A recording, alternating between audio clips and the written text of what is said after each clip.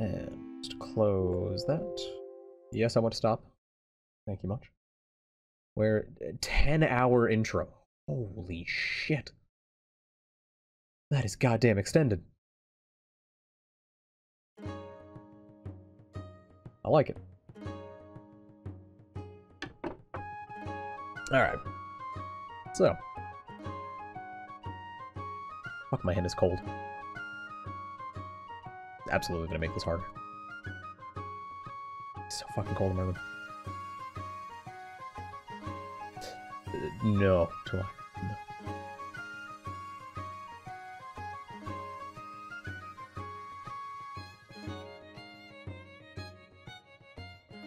So, with the world of Wind Waker, it's very empty by today's standards. You have just a vast ocean that is borderline empty. The most the ocean itself contains is, like, the various islands, the submarines, the rafts, the pirate towers, and then just treasure inside the water. Well then, Cow, this is the perfect game for you, because you can just sail. But like, the treasures are mostly money, and I didn't need to grind money at any point. As long as you get the wallet upgrades early enough, and you just grab whatever money you see along the way, and maybe a few of the treasures in the ocean, you're not going to care about most of the treasures. But yeah, but see, Breath of the Wild has like, the area of Breath of the Wild is more unique. Wind Waker is, yep, that's water. That's also water. Still water. Oh, hey, an island! And now more water. Yeah. Like, it is very good looking, the water, and the sailing is nice. It's simple. It's enjoyable. But there's not that much to the ocean. Because there's like 5 big octos? How many big octos are there?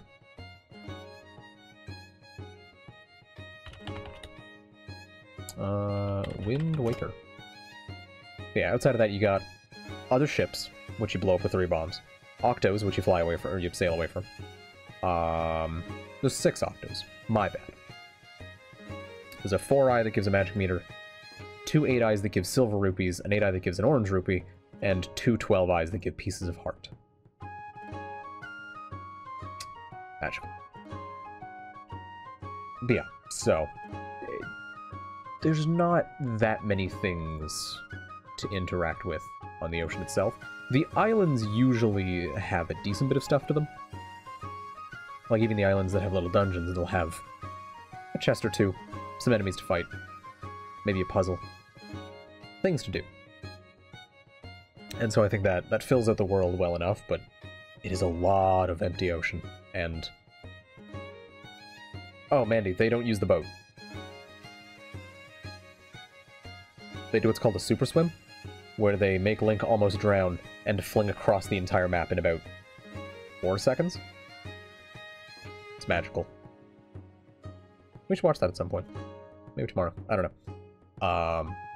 Yeah, like, the islands are good. Windfall has a lot of little bits of character. Forsaken Fortress has stuff to it. It's... The little pockets of stuff are well filled out, but that's the problem, is they're just pockets. So, like, it's actually... It's a neat enough world. There's minigames, there's characters, there's interaction, there's stuff to find, there's stuff to buy. It's quite good. But a lot of the great fairies feel strange compared to more traditional Zeldas, where in Ocarina of Time, you find the fairy fountains, you know, in little corners of the world. In this game, they're their own island. And the most that those islands are going to have is hit a switch, go in, blow up a wall, go in. And then there's like a blue chew jelly sitting next to it. and that's the island. That's the whole thing. So, it feels... the world itself feels slightly padded, both by the ocean and by the islands themselves. Story-wise, I do think this is my favorite story-wise, beating out Majora's Mask. Just because there's something about Ganon's lines at the end of the game. Just the way that it sort of contextualizes Ocarina of Time, where he's not just trying to rule the world because he's evil. He wants to take over Hyrule and potentially the world because he's tired of the death and despair that the Gerudo Desert had for him.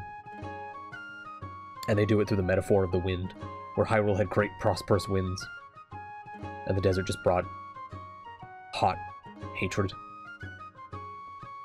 I don't know, something about that just touches me.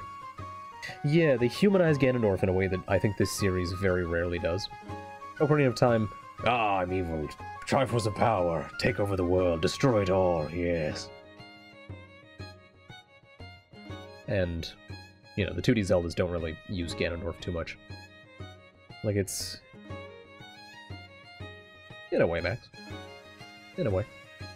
Like, I don't know, I think... humanizing Ganondorf is very interesting to me. And I think they do a good job with that. So, big fan of that.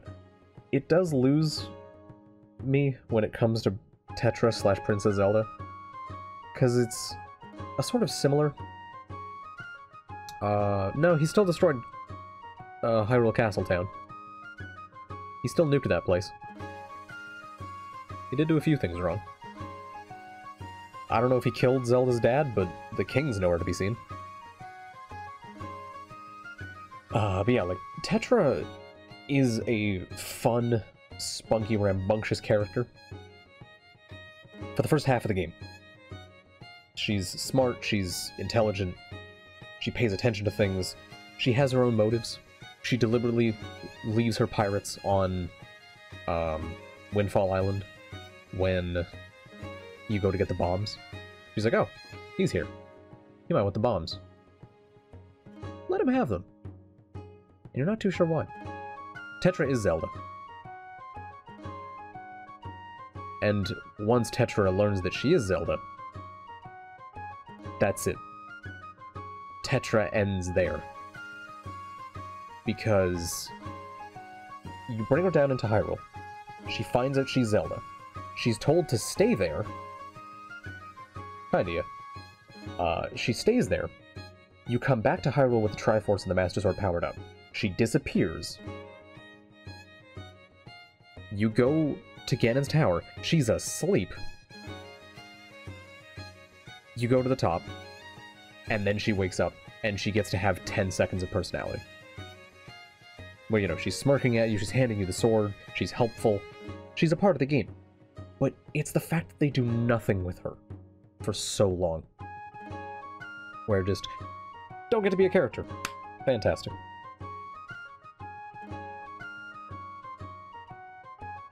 I'm trying to think of the pirates. I feel like the pirates are probably in it as much as they need to be. Yeah, the pirates are fine. They kind of disappear after Windfall. Visit 2. But, I don't know. They're Tetra's crew. They disappear the moment Tetra does.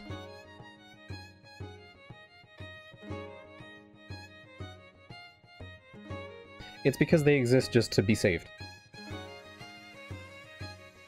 Because, like, Sheik is a way more interesting character in Ocarina of Time than Zelda is. Because Sheik does things. Sheik still has flaws. Sheik still fails in some situations. Like, Bongo Bongo beats the shit out of Sheik. And Link.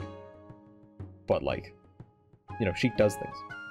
Zelda, however, you know, you meet her in Ocarina of Time in the Castle Garden, talk to her, and she's like, oh, go do things. And then you don't see her again until she's running away with Impa. She hands you the Ocarina of Time, and that's it. Zelda's done her job. She goes back to not being a character for a while. Meanwhile, you go to the adult timeline. Sheik shows up. Sheik does things. Sheik teaches you songs. Appears all over the place. Is mysterious. Says she helped Ruto out. Who then, you know, helps you do stuff with the dungeon. Gets hit by Bongo Bongo. So there's ups and downs to Sheik. And then the moment that Sheik reveals that she's just Zelda, instantly captured. Instantly just out of the story. We gotta go rescue her. And, like, it's weird to me that Zelda did that almost twice in a row. And if you look at the Oracle games, I'm pretty sure Din and... is it Nehru? Or was it Farore? The oracles in those games, you start the game, you talk to them, they immediately get kidnapped. And they do nothing for the whole game. Because Zelda doesn't know how to write... Zelda? Nintendo doesn't know how to write most characters. But they did so well with Ganondorf, which confuses me. So, like, there's really good moments to Wind Waker's story. There's a lot of good to it, but there's also just a lot of wasted potential. And just shit characters. And, like, the fact that Tetra becomes Zelda and then does nothing weakens Tetra. Because everything Tetra does leads up to Zelda, and then Zelda is just nothing. All that potential goes into nothing. So, like, I like it. I'm a big fan of it. Personally, in my opinion, 9 out of 10. If we're talking actual quality, I don't know. 7.5? 8-ish? I don't know. That's probably just my bias for Ganondorf being an actual character. I don't know, I like it. Characters. Ganondorf. Why isn't this Ganondorf in Smash? I'd be perfectly fine with them not bringing back Ocarina of Time Ganon, even though that I love Ultimate Ganon, if it was Wind Waker Ganon instead. Fuck, he's good. The dual swords, he's fast, he's bulky.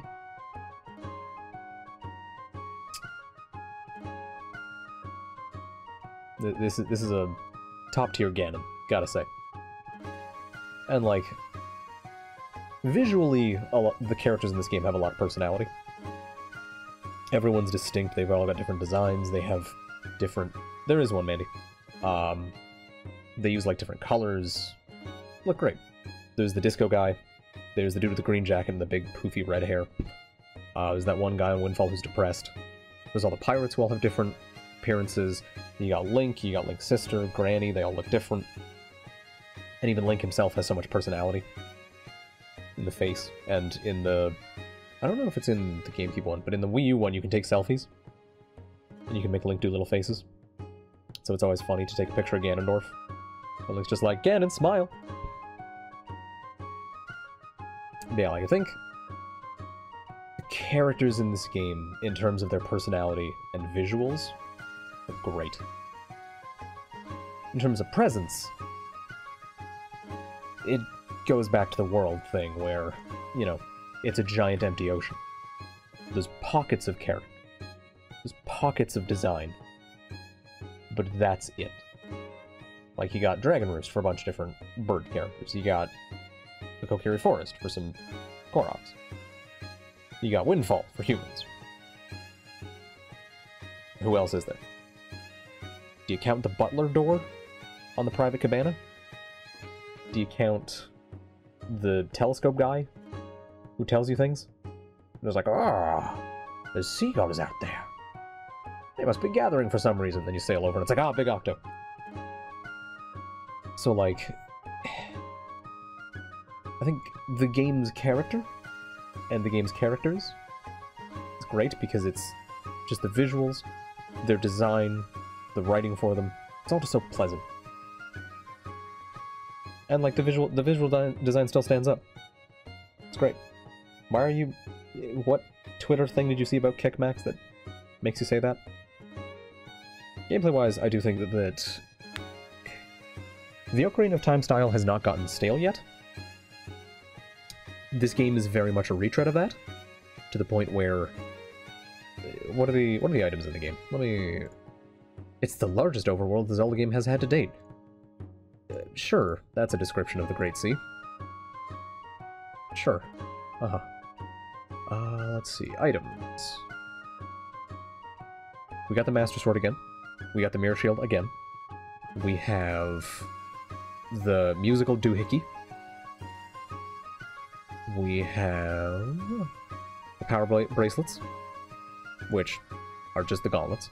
We have the iron boots, back again. We have the boomerang, the hero's bow, fire, ice, and light arrows, bombs, hook shot, a hammer of some description, although it's kind of used for different things, but it's still a hammer.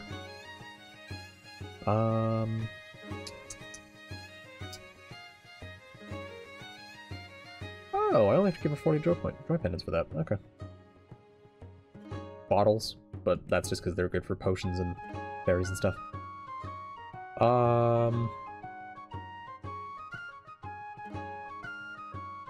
Yeah, like it is very much a retread of Ocarina of Time's gameplay, which is in a different location, and with like more flair to it. The little musical notes that pop up when you attack things, the combat feels a bit smoother.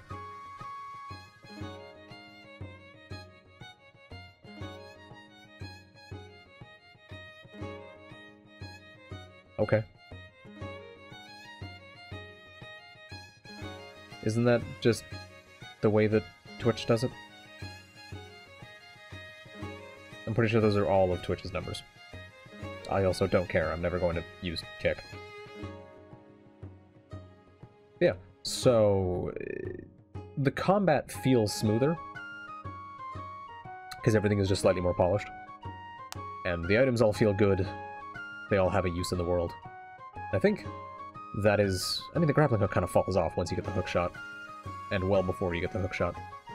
But, like, the items are all good. The combat is good. The Triforce hunt can fuck off. And I'll bring this up again when I talk about length, but, like... that's not gameplay. Go to location. Do a tiny fraction of a dungeon. Whether it's play a song, attack some enemies, go through some teleport pods. And then you get a chart, and you get to take that chart, spend some money, and then you get to go dig it up from the ocean floor. Wind Waker HD, getting rid of some of that bullshit, is one of the best choices they have made in one of their fucking HD remakes. Like, it is so ridiculous that that was their solution. To like, we gotta rush the game. Don't even put it in at that point. Make it like 3 pieces of Triforce. Make it 5. Make it 4. Make it so you just get Triforce pieces from chests. And you don't have to do the stupid shit with Tingle. Which makes Tingle not have a point. But I'm okay with that. I'm okay with Tingle being useless. Or find some other purpose for him. But yeah, like the gameplay's good. The dungeons, I think, are all good. I think the Tower of the... I mean, the songs... I'm trying to think of how many times you have to play the command melody throughout the game. Because it would be... 1, 2... Like, Tower of the Gods has at least 2 uses of command melody. Each of the Sage dungeons uses it probably at least 10 times. So it's like 25 to 30 times you play that song, and normally you would pull out the Wind Waker, conduct the tune, and then Link would reconduct it when he plays it, like in Majora's Mask and Ocarina of Time, where you play the song and then Link plays the song. It does the repeat play. I'm pretty sure I mostly cut that out. Is that a thing with this? Let me double check better Wind Waker. No song replays. Yeah. So, we heard the command melody half as many times as you'd actually hear. Give or take like 5 uses. That is ridiculous. I really hope the later games, if they ever do mechanics like this again, where normally it would be a song, I pray that they just make it a button. Make it a button. Make it an item that you just use, and then that's the function. That's it. I'm fine with that. Because, like, it still has the same problem of Ocarina of Time, where they've cut down the number of songs, that you have to learn and remember by, like, half. Because there's, like, 6 songs in this game. There's 10 in Ocarina of Time? Yeah, 10. Yeah, like a horn. Make it so that... Because they could have it be a horn, and then you could, like, I don't know, somehow blow different notes on the horn. I know Twilight Princess has, like, horse grass, where you just pick up some grass, and then your horse comes. That's quite nice. From what I've seen. I don't remember. It's been, like, 10 years. But yeah, so I think the gameplay is very good. It is held back by some of those problems from Ocarina of Time that they still didn't solve. So, like, I don't know. It's fun. It's enjoyable. The sailing is quite nice, but if you don't have either the Swift Sail from HD or the Brisk Sail, as Better Wind Waker calls it, the amount of sailing can become quite a slog. Because you don't get fast travel until after Tower of the Gods. And that's like... God, is that a third of the way through the game? Ugh. The Triforce Hunt takes up so much of the game. It's like around a third, and that upsets me. Music-wise, this game, pretty good. It's got a unique feel from all the other Zeldas. The music is great. I want to say the HD version reorchestrated all of it so it wasn't, like, bootleg MIDI. And, like, it's just full... It's got a very full sound to it, from what I remember. Yeah, music's good. I like it. Big fan. That little tune that plays when you start sailing. Very good. Length? Fuck you. Triforce Hunt is bullshit. Padded to fuck. And even... I really do feel like you could cut out the Triforce Hunt entirely. Maybe put in one dungeon. And the game might be the perfect length. Because, as it is, you do 2 dungeons, and then you just sail to Greatfish, sail to Windfall, sail to Outset, and that's a replacement for a dungeon. That sailing, talking to Jaboon, that's a replacement for a dungeon. And then... I guess you have the Tower of the Gods. Kind of make up for that dungeon. So you've got the 3 intro dungeons. And then... you fuck around in Hyrule for a bit. You come back up. Then you have 2 dungeons. Earth and Wind. And while I do think thematically those 2 work out quite well, I do wonder if there's the potential for, like, a sea dungeon. But I don't know how you do that. Because they already have a dungeon where water plays a role in part of it, with the raising water level at the start of Tower of the Gods. And you use the boat during that initial bit. So, like, you'd have to think of some other mechanic for a sea dungeon. Or an ocean dungeon, a water dungeon. And they'd probably make a really shitty water dungeon. So on some level, I don't know if I want that. But I don't want Triforce Hunt. Because that is the water dungeon. And I want to drown in it. Because again, you need what? 3,200 rupees? It's fucking insane. Why? That is a ton of rupees for a stupid padded side quest level addition. And you have to sail to 16 different locations, dig up 8 different treasures, all just so that they could finish the game slightly faster. Just delay the game. Horribly padded. But if you cut out the Triforce Hunt, you go straight from the Sage Dungeons into Endgame, and because of how the story's written now, the pacing on that is very strange. Maybe, like, have one, not super dungeon, but, like, a dungeon where Link proves his courage. And that's it. 2 dungeons to power up the Master Sword, 1 dungeon to prove your courage. And that way, you still have that element of the Triforce where you gather the pieces, you assemble it, and you prove to the gods your courage.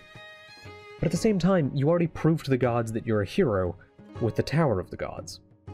So what could you do? It's hard to figure out a way to not have the Triforce Hunt, but I don't want the Triforce Hunt there. So, like, it's not well-paced for the most part. Almost entirely because of the Triforce Hunt. And that's really sad. Jank-wise, There's a bit of jank. There was the camera clipping through walls, there was the model I used, but that's my fault. I don't think of what else there is in terms of jank. Oh, the boat stuff might be a tad janky. That might also just be because it's old. It's, you know, got some jank. The jank is kind of neat. Having Medley on the boat when you pull up a chest, and she's just like sitting almost inside the chest looking at you. Just staring constantly. As you loot 50 rupees from the ocean floor.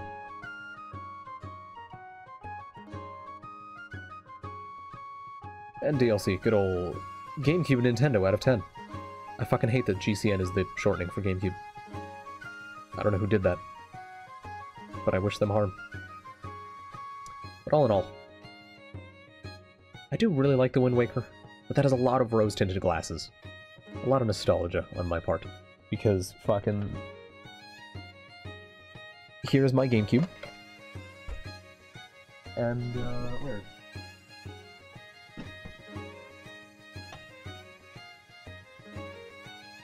And, here is a copy, I don't know if it's the exact copy, from... When did this come out? 2002, 2003. If this is the original copy that we got when I was like 4, it's like 17 years old. Does it look 17 years old and scratched up by a bunch of dumb kids? Oh, fuck yeah, it does. Holy moly. I'd be amazed if that thing ran. But yeah, a lot of nostalgia. A lot of rose-tinted glasses. A lot of bias. But it's not a perfect game. Because it does have its flaws. And some of those flaws are more noticeable than others. But I think it's very good. And I like that after Ocarina of Time, they didn't do the Ocarina of Time thing again of like, ah, you're an adult now. They kept it as a child is saving the world. A child has to fight this great unknowable evil by proving their courage and rising up to the challenge. And I think for a kid, that can be a very powerful story. And I think that's why I like it so much. Because that story happened when I was a kid. So I've got that connection with it.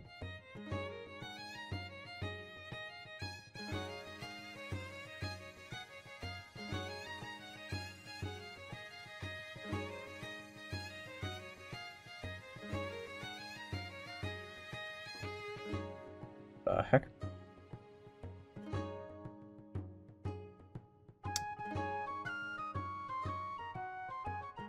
I'm just gonna delete that? I don't know what that's about. But yeah, ultimately, I don't know, that was impressive. But yeah, ultimately, I think Wind Waker is one of my favorite 8 out of 10s. The numbers I give are meaningless. Like how Fallout 3 in my mind is like a great 6 out of 10. It's a lot of fun. There's a lot to do. Not very good. But I could play it for 100 hours.